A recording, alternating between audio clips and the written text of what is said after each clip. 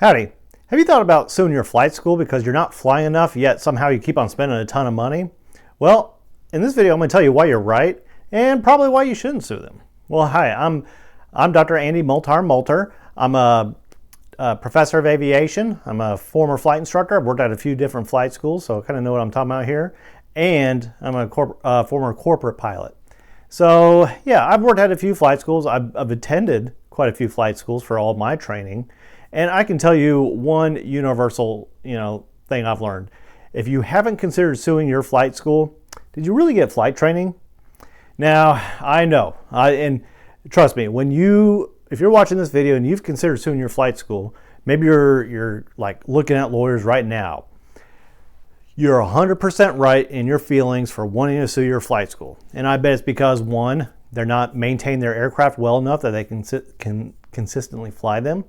There may not be enough flight instructors. You had a great flight instructor, but then they left for the airlines. It could be because of just not enough airplanes and they're taking on too many students. All these reasons are valid. And even when a flight school does have all that going well, then, the weather's going to stop you from flying. And then, that stops everybody from flying, so that when the weather gets good, then everybody wants to start flying again, and then you have all those problems again. And so you're probably thinking like, man, you know what? Some of us should get together and sue this flight school. I understand that feeling. And you're considering suing that flight school, going to another school that you hear a buddy like, oh yeah, I'm flying all the time. Trust me, every single flight school has problems. I've worked at a few different flight schools. I've been to a few flight schools as a student. And I can just tell you, all of them have problems. But I want you to keep in mind, if you keep going at this, eventually you're gonna finish.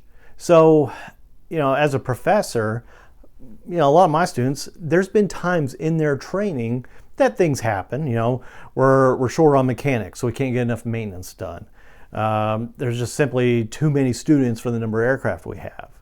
And so there's sentiment sometimes of litigation. We live in a litigious society, but whether it's where I teach now, at previous flight schools, I always taught them, like, listen, look at where you're at in your training.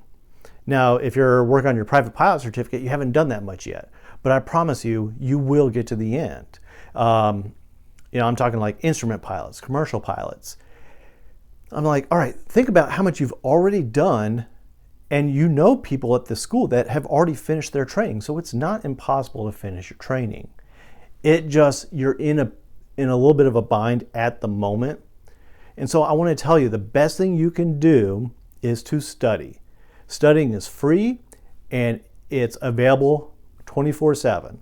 So if you study, whenever you can, that is going to be the thing that helps you accelerate your flight training the best. So, because when you study, I'm sure you've already met some pilots that they made it up to their check ride, or they met all the flight hour requirements to take their check ride, but their knowledge isn't that good and they can't take their check ride. So then they have to go fly again. Well, that flying more means that more maintenance is going to have to be done, and so then eventually they'll be grounded for that. Well, if you maintain your studying, then when you can fly, you actually do pretty well because you know what you're supposed to be doing. You understand the concepts behind what you're doing. So then it's just a matter of flying, getting it done, meeting ACS standards, and then you take your check ride and then you're done. So yeah, do you want to sue your flight school? Probably. Is it worth it? No.